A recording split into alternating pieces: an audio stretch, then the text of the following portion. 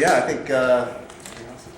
think that brings us to our main presentation. So yeah, first up, so we've got 2 guest speakers plus the film, and we should have enough time to cram it all in. What we'll do is first we'll have the producer of the film is here, Jarrod Gullett. Gullett.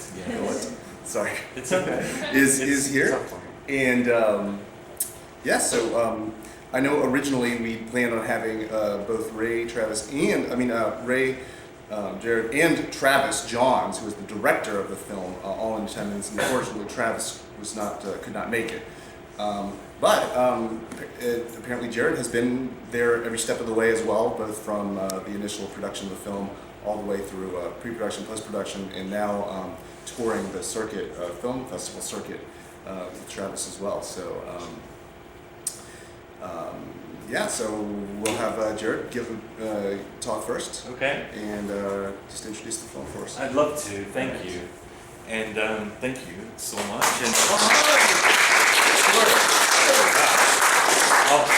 And thank you all for being here. It's really exciting for me to be here. I just wanted to tell you a little bit about the film you're going to watch.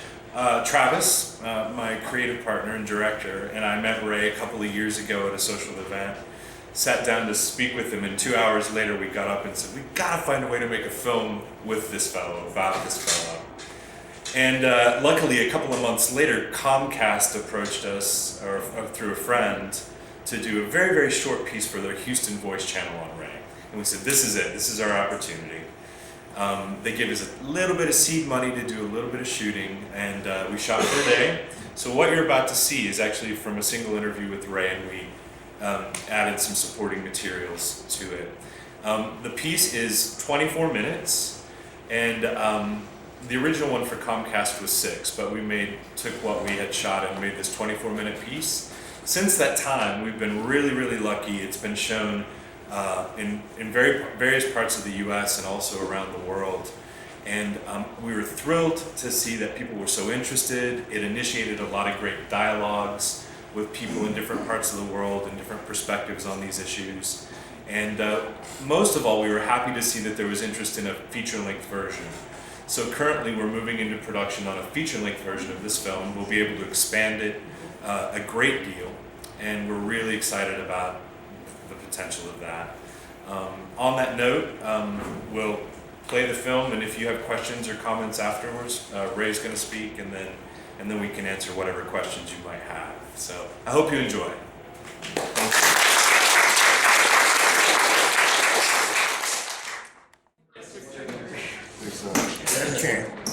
I hope you don't mind if I sit down. I've got a peg leg and it's a bitch. Don't let Jarrod underplay his role. The filmmaker of this film is Travis Johns, and he is a magician and a genius. And he can even make me look good, and that's not the easiest thing in the world. But all of that ancillary material, the George Putnam stuff and the Anita Bryant stuff, Jarrod had to hunt up and give it to be interleaved, and it was handled with magic.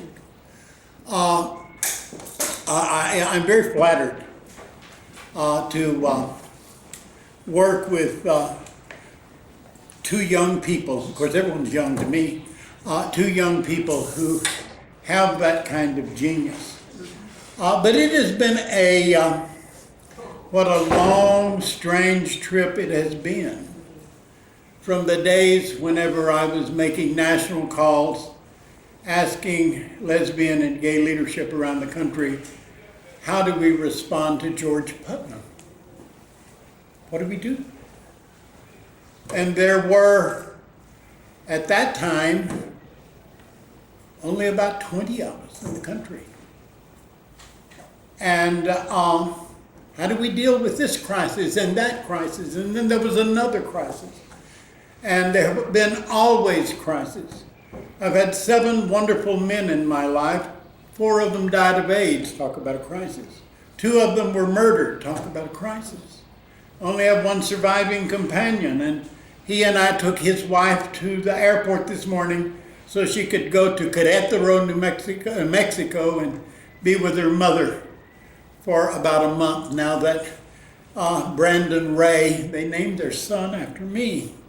Been a long, strange trip.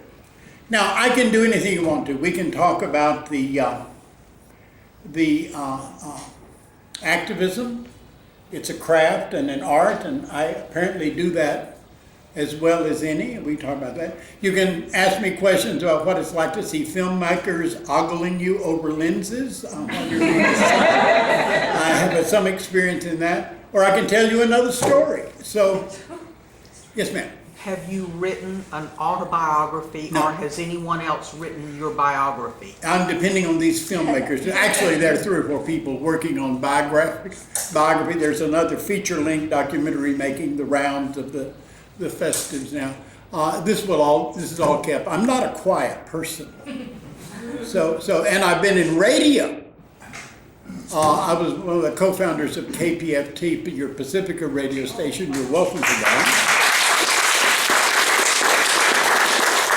As a matter of fact, when I became general manager, Houston's KPFT radio had an atheist show on the air at my request, and that continued well after my management on to other managers.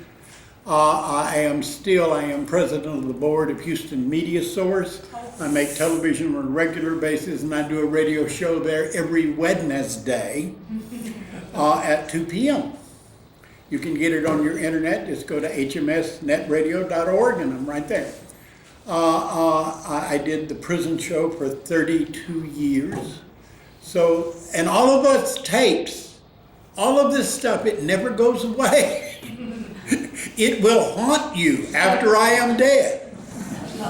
But yes, most of my life is being recorded. I still write. I've written a play about Anita Bryant. Whatever happened to Anita Bryant? She's still alive. She's living in Lawton, Oklahoma, in the house her grandfather built, and the house she was born in. She was born in March 1940. I was born in October 1940. I've been trailing her all of her life. Any other questions? Yes, sir. Yes, Mr. Hill. Mr. You Hill. know about Vietnam. Well, I was a journalist. I went to Vietnam as a journalist. And they didn't distinguish between journalists and combatants. You got shot at whether you had a pencil or whether you had a gun. And so you messed up your underwear just like everybody else when the incoming was coming. It took me years to get over that. I don't wake up in the middle of the night with nightmares anymore. But combat does things to people that most of us don't understand. Yes, sir. Oh wait, sorry. If we're to the Q&A part, if we could have Jarrod join us. Come on, Jarrod. That Oh, way, sure. Any questions Sure. can be directed towards. Because Jarrod probably knows me better than I am. I'm too busy to pay much attention to him. Yes, sir. There's a pretty important Supreme Court decision expected soon, and we already have legislators positioning to counteract it if it turns out not their way. What do you expect will happen? I think we'll win. Ruth Bader Ginsburg is driving this train, and she's a good driver. This case will be won. Of course, you understand we wouldn't have gotten to this case if there had not been a little Houston case called Lawrence v. Texas. Yes. Lawrence v. Texas is the predicate that gets us as far. As a matter of fact, when the Lawrence v. Texas decision was handed down, our favorite friend, Justice Antonin Scalia, said, if we do this, marriage will be demanded. And we thank him very much. We hadn't thought about that, but on the occasion of his suggestion, we would proceed. But let me tell you another story. We would not have had Lawrence v. Texas if there hadn't been Hill versus Houston. If I hadn't known what to do to carry a case all the way to the Supreme Court. Suppose you're a lawyer like Walter, and your client calls you and says, I've been arrested and I'm charged with ABC. Well, Walter's first thought is, we've got to win this case. We got to beat them. You've been falsely charged. That's the way Ray Hill thinks. We got to lose this case so we have something to appeal. So we can go through the appellate courts all the way to the Supreme Court and we get rid of the damn law. So when they called me in the middle of the night and said, John Lawrence, had been arrested, my first response was, well, the tough thing is explaining to your friend why we have to lose his case. But we managed. And that case went all the way to the United States Supreme Court because someone knew how to do that from the very inception. Louis, you had your hand up. I know half the people in this room, so. What do you think now of a teenage Ray Hill that I've heard lots of stories about? I always wondered, never got to ask you personally, what do you think about the teenage Ray Hill that... I did a show about that one time. I did a show, I shaved off the beard and I whited out my face, and I did the Houston Fringe Festival. And what I did is I broke my life up into stages. I had that kid running through the woods, riding a Jenny, swimming naked in Carpenter's Bayou, messing around with the other boys on the bank. I had that kid there. Then I had that high school kid that was trying to draw in between debate, drama, and football. Only played football. I haven't seen a football game from start to finish since I walked off the field with my helmet in my hand in 1959. Only played football to give Raymond something to talk about at the Union. I owed him that much for sure. So I've written that play, Louis. I think that the teenage Ray Hill would think that the current Ray Hill is way overblown and thinks way too highly of himself. And I think that kid is right. Good question, Louis. Of course, Louis always... Right back there. Ray, what are you doing in the area of prison reform, and are any prison officials receptive to any of your ideas? Actually, see that fellow that asked me the first question, the one with the hat back here? Raise your hat there. Mike Allen and I joined forces a couple of years ago, maybe a little more than a couple of years ago, on a movement called En Masse Incarceration. And the whole idea is that we lock up too many people for too little reason, for too long a time. It is not working, has never worked. And at $34,000 a head per year, look at what we are wasting in our resources that could be used for more useful things. And so what do you do with that? It's massive sentencing reform. We've just gone through a period of history where some of my dearest friends, Synfronia Thompson, can't go to the legislature without enhancing crime and increasing the time you serve under it. And she is a stone liberal. She's up there increasing the amount of time people spend in prison every session of the legislature. And some of my conservative friends are struggling against her. Jerry Madden, former senator from Plano, Texas, the most Republican district, was putting up resistance to increasing all this time. So I've got to manipulate people at cross purposes from the sidelines. But you know, really in activism, the leadership doesn't do much. We stand and we point and we give people short one-liners to use as weapons in debate, but it's you. You're fixing to get out and build a float for Pride Week parade, all right? You're fixing to do that. And you will read somewhere that I'm all pissed off at Pride Week and I'm giving them hell. That's true. But that has to do with structure, doesn't have a damn thing to do with your outreach to that crowd. Do you understand that you will be in a parade as the sole skeptic, non-believer unit, and there will be 15 churches in that parade, some of which I co-founded, all right, and some of which I've been pastor of. And you will be out there to give people an alternative. How many of you plan to participate with that effort? Raise your hand. Come on, let's see your hands. Come on. All right. Here are your absolute instructions. Put a smile on your face right now and keep it there. I don't want a single gay, lesbian, transgendered kid to see a group of non-believers go down that parade mark that they are not having fun and in a good mood.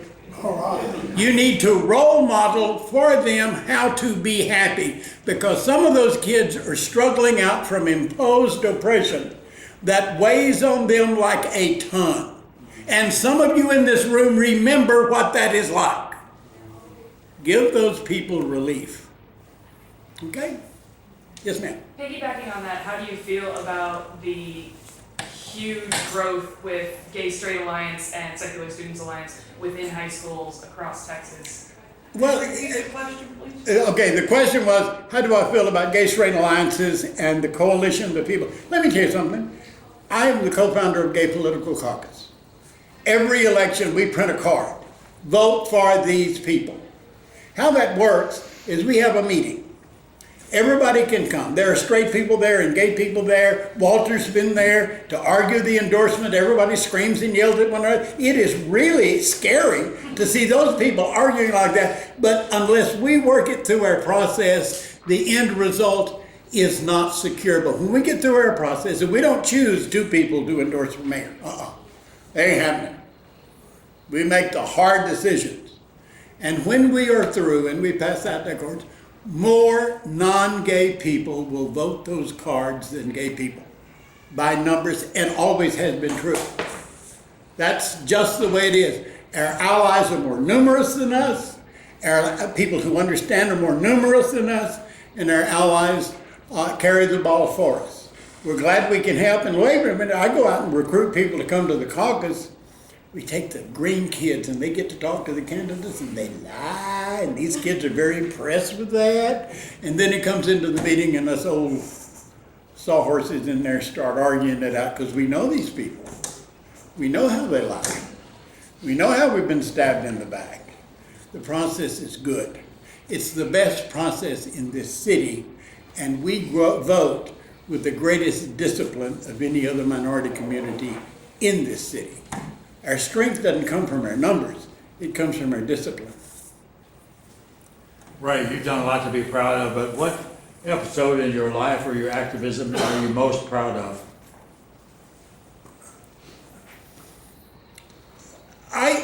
That's a hard question, Jimmy. There's so much. I think when Sue Beth and I won the state competition with a high school one-act play. Sue Beth was my leading lady, and we did all the competition plays, and we did the senior play. It's me being the debonair, suave leading man, and her being the graceful leading lady. She's still in theater. She does theater at Pasadena Little Theater. She gave that crowd a better mama in Brighton than that crowd deserved, and we're still friends. She wanted to marry me, but I turned out to be queer, so she married Skipper Fry, who was the biggest homophobe on the football team. But he was my center. I needed him. How many of you have a two-seated love seat in your living room or in your house at all? You know what I'm talking about? These two cushions on the back? That's what Skipper's ass looked like to the quarterback. The safest place on that field was in the crack of Skipper's ass, because the other team had to get a visa to get all the way around. Am I getting too fast? No. I got to get permission to get this heavy. But Skipper, right, we beat Pasadena because of Skipper's ass. I told him, I said, on all the other things, I'd get the ball and then I'd throw it to somebody, or I'd try to run around it. I had to get a visa to go around Skipper's ass. But I said, when we play Pasadena, grab as many of them you can and roll over on top of them, because I'm taking this ball right up your backbone. Cleats and all. And I believe it's 3 of them that were not born in the United States. Well, that's not even the issue. The issue was that there are very strict IRS 501c3 laws, 501c4 laws, 501c5 laws. That means that you cannot support individual candidates from the pulpit, nor can you address from the pulpit issues on the ballot from the pulpit.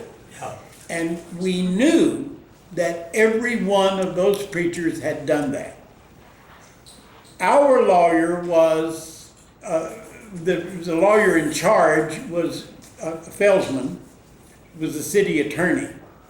I went to him and we discussed whether or not we should subpoena those sermons. And he said that really doesn't deal with the issues that we've got before the court, but there were cooperating attorneys that were in the bunch that did subpoena those sermons in order to, after this case is over, expose those churches in violation. Now, when has that been done? I sued Second Baptist Church for distributing a voters thing with church funds way back in like 98. That case was ultimately decided by the Texas Ethics Commission in 2002. Ed had to pay $25,000 fine, which is chump change to Second Baptist Church, but he lost several memberships over that, which hurt him more because he lost Eleanor Tinsley and some other members of Second Baptist Church left his church because I had caught and exposed them for behaving illegally. I get to be the dirty guy. David Feldman was my favorite of all-time city attorneys. As a matter of fact, with this mayor, he wouldn't have been city attorney if I hadn't checked him on the list. We wouldn't have the police chief we have if I hadn't checked him on the list. When your protege is the mayor of the city, for the first time in my life, I've been able to influence policy to a degree that I did not think so. And that's about to come to an end. So I'm chumming up with the successors. Do the best I can. Listen, yes ma'am. I'm sorry. This is the last question for sure. And I have like a million questions, but I'll boil it down. Well, you can catch me offline, we talk. Okay, because I live in the Woodlands and somebody mentioned Woodland Center. I'm like, whoa, what is that? I've never heard of it. The Woodland, it was the homicide of Paul Broussard. Was killed 4th of July, early morning hours, in 1991. I remember that. Okay, that was the case. Now, why is that case worthy of a documentary? The police wouldn't even investigate it, so I used the media to solve that case. Like nobody had ever seen the media used before. We were on the front page of every newspaper in town for weeks.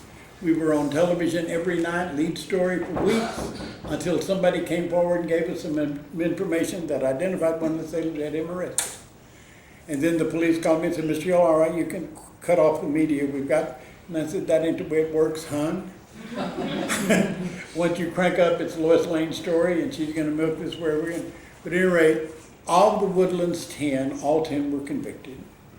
Nobody had a trial, although me and the district attorney wanted to have at least one trial, because you never know what happens until you have a trial. I had built this as a homophobic, gay bash homicide. Of the 10 that were convicted, 7 wound up going to prison. And after they went to prison, I'm doing the prison show. And I said, well, all right, who in Texas prison is working on the prejudice? You know, you go to prison, if you're racist, you become out more racist. If you go to prison and you're sexist, you come out more sexist. If you go to prison and you're homophobic, you come out more homophobic. Because in that atmosphere, although I survived as an openly gay person my time in prison, I served 4 years and 4 months on a 160-year sentence, but that's another story. But I decided I was supposed to do that. So I went on the radio and I said, I want this guy John Bice to write me. And so he went to friends of his went to him and said, we got somebody who wants you to write him. He said, who's that? And they said, Ray Hill. He said, that son of a bitch sent me to prison. Why the hell would I want to write him? And they said, well, you got it all wrong. I mean, now that you're in prison, you know, Ray Hill was standing up for the gay people in your case. Well, now that you're in prison, he is our advocate. So you're one of his, whether you like it or not. So I got a letter from him saying, like, what the hell is this about? I saved the letter. It's in the documentary. The guy with the knife. It's literally, you see the letter in the documentary. And then I found out I was wrong. It wasn't a gay bash homicide at all. 4 of the people who came down here for the Woodlands were themselves gay. Not closeted gay, not turned out after they got to jail, but they were gay, and they were known by the others to be gay. They came from the Woodlands to go to Numbers, a gay club, to dance. So what the hell? And I had sent them all to prison with an emotional media outcry. Now, what's my responsibility? Now that I know that I've made a mistake, ethically, I've got responsibility here. And so I've been trying to get them out ever since I sent them in and befriend them. Let me tell you how that's working. We started with 5 Hispanics, 4 whites, and 1 black guy. I am godfather to the black guy's children. Got him out of prison with the helped his mother and dad get him out of prison. 2 of the Hispanics were deported to Mexico. We correspond regularly. John Bice is the last one in prison. I have got him the best parole lawyer that money can buy, and money can't even afford this one. And they've been working trying to get him out. And I have to fight Andy Kahn of the city of Houston every time he comes up for parole. But I will be on this case as long as I breathe, or until I have corrected the error that I unknowingly made. Why did they kill him? The motive was a bunch of kids drunk and stoned and too young to handle their chemistry, run into 3 other drunken kids, stoned, and a fight broke out. There was never any intention to hurt or kill anybody. It was kids and drugs. I know the original story. Yeah. Well, the real story is 10 drunk stone kids came down from the Woodlands and run into 3 drunk stone kids from Houston, and shit happened. So look for that documentary. It's called The Guy with the Knife, and it's produced, making the rounds. It's produced by a Canadian producer, and I think it'll be playing in Europe soon. Yeah, she put $2.5 million. Yeah. Is there another planned screening for Houston of The Guy with the Knife? No, I think the next screen will probably be in Huntsville. I asked to talk to Walter about it.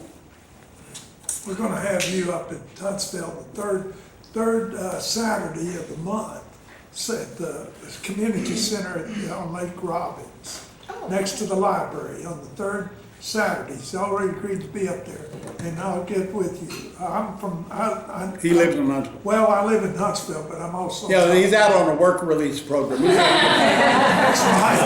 Thank you very much.